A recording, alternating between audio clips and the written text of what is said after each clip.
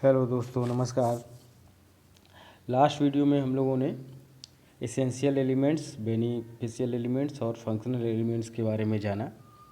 आज का टॉपिक है nitrogen, phosphorus, potash. Primary elements nitrogen, phosphorus, potash, इनके रोल, डेफिशिएंसी और एफिशिएंसी के बारे में आज हम लोग बात करते हैं। तो शुरू करते हैं नाइट्रोजन से। Nitrogen is the essential constituent of protein, nucleic acid, nucleotide, amino acid, chlorophyll, phospholipids, alkaloids, enzymes, hormones, vitamins, etc. Actually, nitrogen is the essential constituent of protein. Protein में 16% नाइट्रोजन होता है, ये मालूम होना चाहिए, ये इम्पॉर्टेंट है, पूछा जाता है। इसके अलावा nitrogen is a main constituent of chlorophyll. Chlorophyll से क्वेश्चन आता है, nitrogen is a constituent of chlorophyll.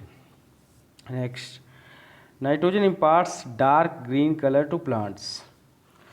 जो कि क्लोरोफिल का कॉन्स्टिट्यूएंट है, इसलिए प्लांट्स में ग्रीन कलर प्रोवाइड करता है।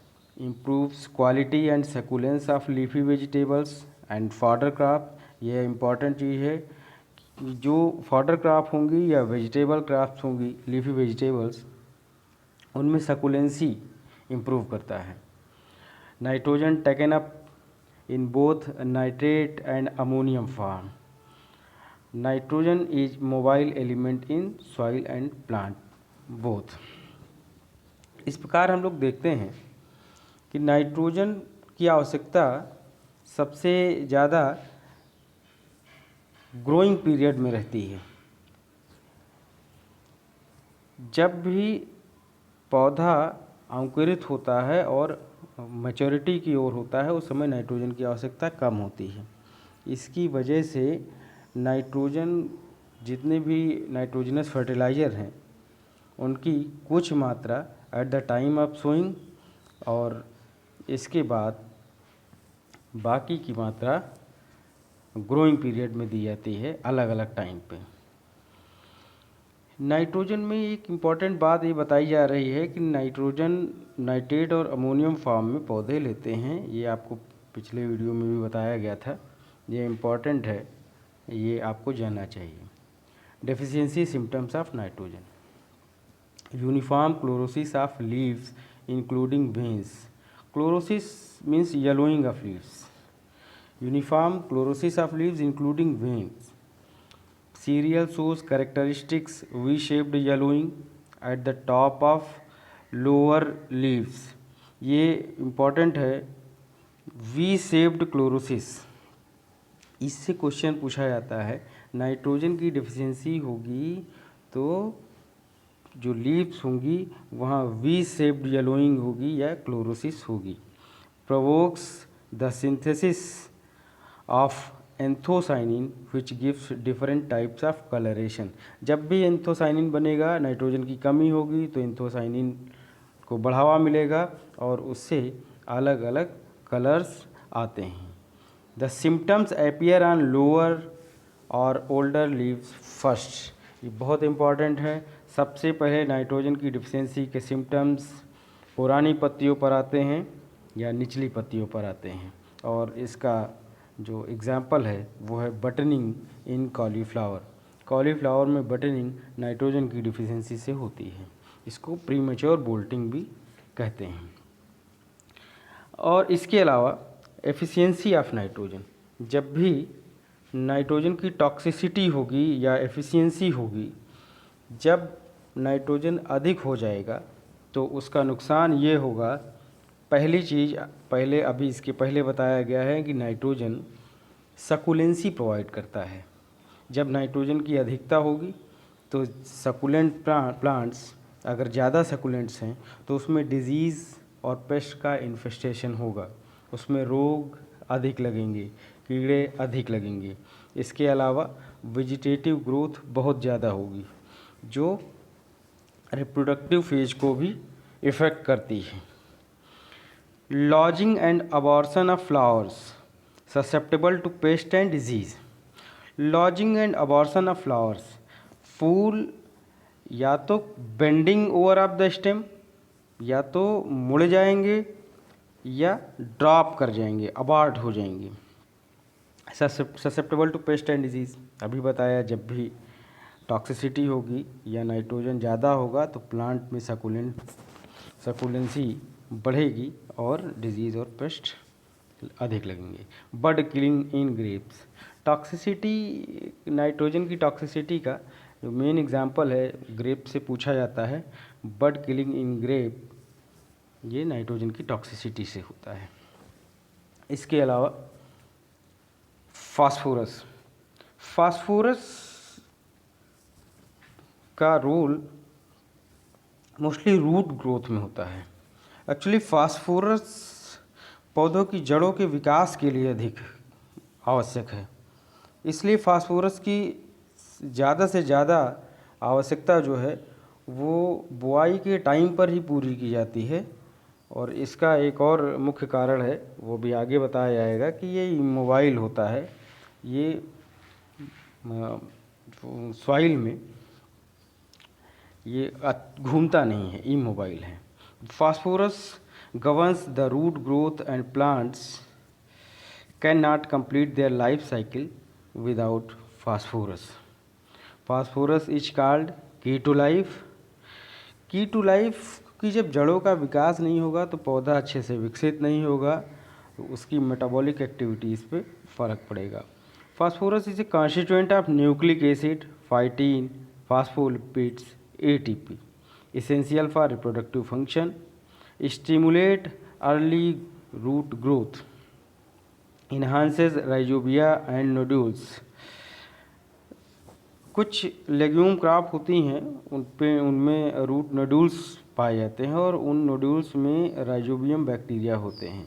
तो फास्फोरस उन राइजोबिया को इन्हांस करता है, बढ़ावा देता है, इसलिए फास्फोरस बहुत ज़रूरी है. Deficiency of phosphorus. फास्फोरस की डिफिशियंसी के सिम्टम्स लगभग नाइट्रोजन की डिफिशियंसी के सिम्टम्स से मिलते जुलते हैं. इसके अलावा ये ठीक नाइट्रोजन की तरह इनके जो सिम्टम्स हैं वो सबसे पहले पुरानी पत्तियों पर, ओल्डर लीव्स पर दिखते हैं. So symptoms appear first on older leaves. Leaves small, dull, bluish green in colour with purple tints in many species. ज़्यादातर पौधों में क्या होता है कि आप नाइट्रोजन में देखते थे वहाँ क्लोरोसिस होती थी. यहाँ पर क्या है कि जो मार्जिन है लीफ की वो ब्लूइश ग्रीन हो जाती है और कई बार पर्पल टिंट्स दिखाई देते हैं. अभी आगे पिक्चर दिखा दिया जाएगा. Young leaf shows purple pigmentation along leaf margin and the lower side of main veins. Purple pigmentation जो है वो जो भी नई पत्तियां हैं उनमें दिखाई देता है लीफ मार्जिन के साथ साथ. Sickle leaf disease occurs due to phosphorus deficiency. बहुत इंपॉर्टेंट है, पूछा जाता है हमेशा. Sickle leaf disease is due to phosphorus deficiency. Toxicity symptoms क्या हैं? टॉक्सिसिटी सिम्टम्स जब भी फास्फोरस अधिक होता है तो सॉइल में जिंक और आयरन की कमी हो जाती है. अगर फास्फोरस या फास्फेटिक फर्टिलाइज़र ज़्यादा हुआ तो वहाँ पर आयरन और जिंक की कमी होती है. एक्सेस ऑफ फास्फोरस में cause deficiency of iron and zinc. Now potassium. Potassium actually potash semi mobile है ये एलिमेंट, और ये क्या करता है, स्टेम को स्ट्रेंथ प्रोवाइड करता है. इसके अलावा डिजीज़ेज और पेस्ट अगर स्ट्रेंथ है तो वहाँ पर कम इन्फेस्ट करते हैं. तो potash is present in cell sap in form of solution. Impart disease resistance बहुत इंपॉर्टेंट है, पूछा जाता है. Potassium imparts disease resistance. Regulates water balance, better utilisation of water, essential in the formation and transfer of starches and sugar, so important for potato, sweet potato, turnip, banana, cassava, etc. in large quantity.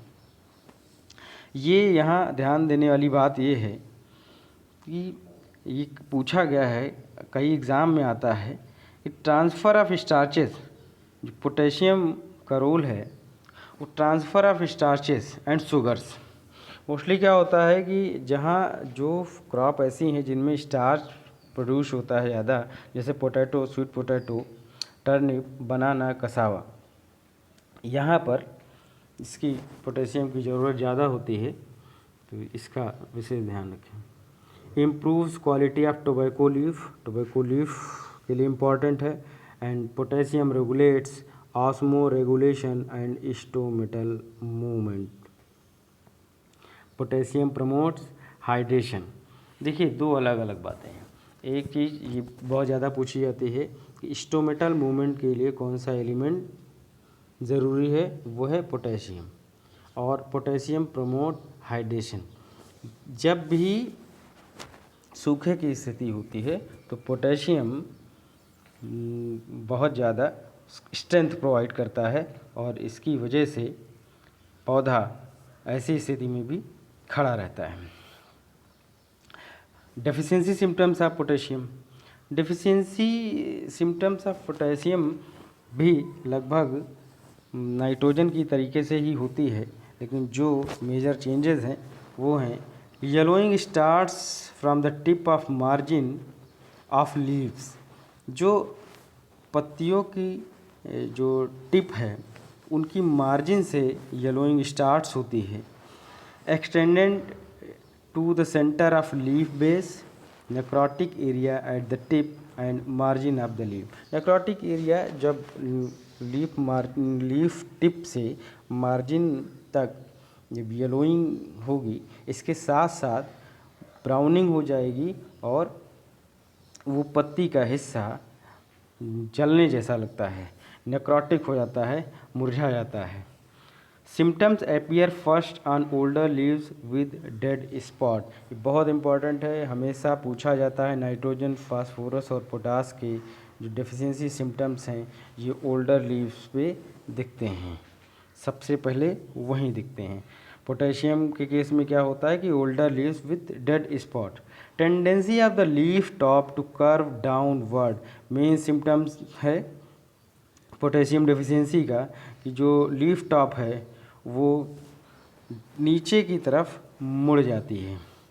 In some cases margins में roll inward toward the upper surface. कभी कभी क्या होता है कि जो leaf margin है, leaf जो किनारे का हिस्सा है वो अंदर की तरफ ऊपर को मुड़ जाता है। Leaf scorching in mango, pear and lychee. ये मेन एग्जाम्पल है पोटेशियम डेफिशिएंसी का, जिसमें सबसे ज़्यादा बार पूछा जाता है mango leaf scorching in mango. Potassium की कमी से होता है। मैंगो में लीफ स्कॉर्चिंग क्लोराइड की अधिकता से भी होता है, लेकिन वो बात की बात है। फ़िलहाल leaf scorching in mango potassium की कमी से होता है और ये बहुत पूछा जाता है। इसके अलावा पियर एंड लीची, इसमें भी लीफ स्कॉर्चिंग पोटेशियम की कमी से होता है। ग्रे वॉल इन टोमेटो में grey wall. Improper finger filling in banana. जब भी पोटेशियम की कमी होती है तो बनाना की फिंगर्स अच्छे से फिल नहीं होती हैं और वो पतले रह जाते हैं। Interveinal chlorosis in peach, plum and cherry. Peach, plum और चेरी में इंटरवेनल क्लोरोसिस पोटेशियम की कमी से होता है। And barley is most susceptible to potassium. जब भी हम बात करते हैं खास तौर से एग्रोनॉमी में, तो वहाँ पर ये पूछा जाता है कि कौन सा ससेप्टेबल क्रॉप है पोटेशियम के लिए, then barley is most susceptible to potassium.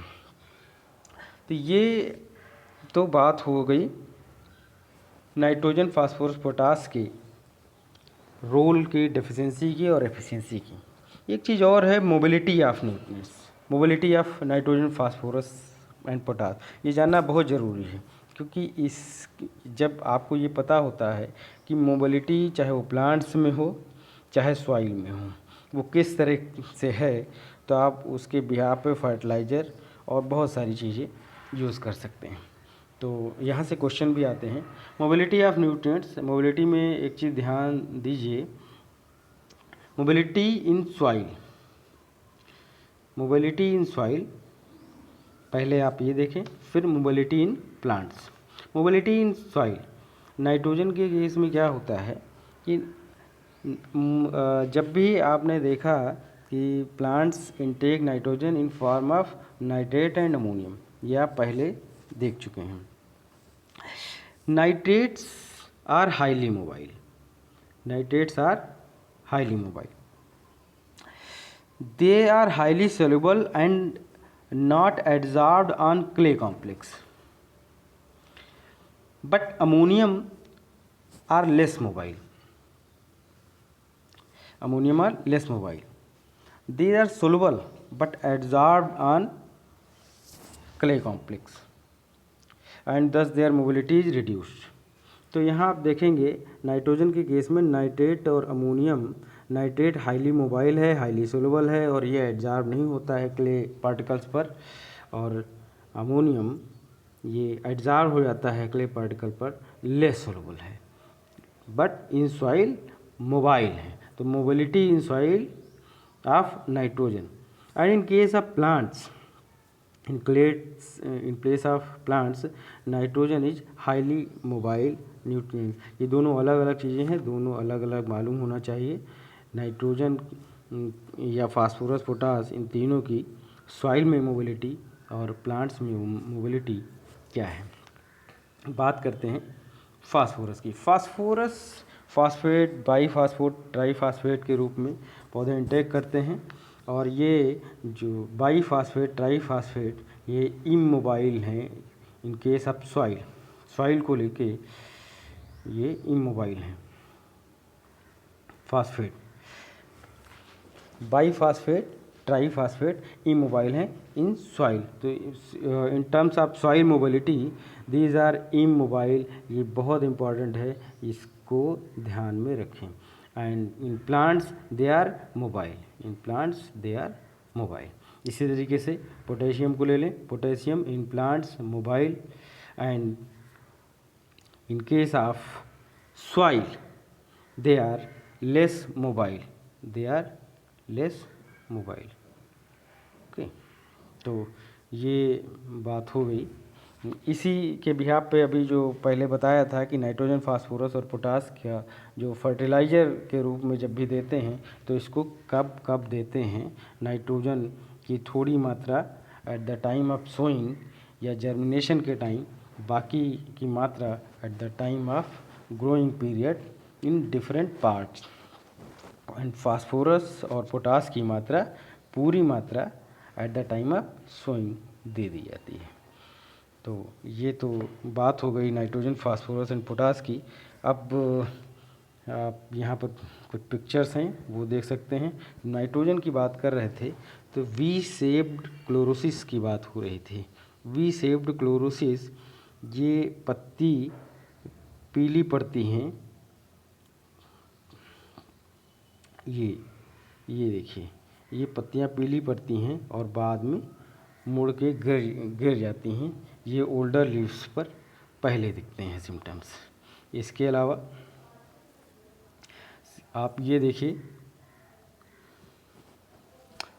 ये वी शेप्ड क्लोरोसिस है, ये बहुत इंपॉर्टेंट है। नाइट्रोजन से ये क्वेश्चन पुटअप होता है, बार बार होता है कि वी शेप क्लोरोसिस किस केस में होती है। नाइट्रोजन की डेफिशिएंसी से होती है। इंपॉर्टेंट इसलिए है कि इन्वर्टेड वी शेप मैग्नीशियम की डेफिशिएंसी से होती है। तो इसलिए ये ध्यान रखें कि ये देखिए नाइट्रोजन की डेफिशिएंसी होगी तो ये वी शेप क्लोरोसिस होगी विद मिड रिब। ये बताया कि ना मिड रिब, तो विद मिड रिब। इसी तरीके से फास्फोरस में ब्लूइश, ये देखिए मार्जिन ब्लूइश हो गई हैं या पर्पलिश टिंट हैं, ये ब्लूइश हैं, ये मार्जिन। तो ये पोटेशियम की डेफिशिएंसी है। इसके अलावा फास्फोरस की डेफिशिएंसी है।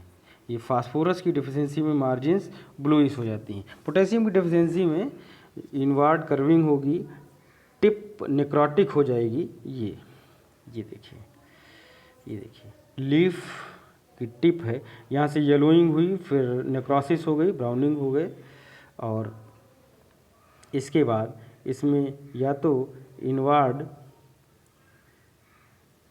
कर्व हो जाता है, और ये देखिए लीफ ब्लेड भी नेक्रोटिक है। तो दिस इज पोटेशियम डेफिशिएंसी। तो नेक्स्ट वीडियो में हम लोग और प्राइमरी एलिमेंट्स जो बचे हैं उसके बारे में जानेंगे।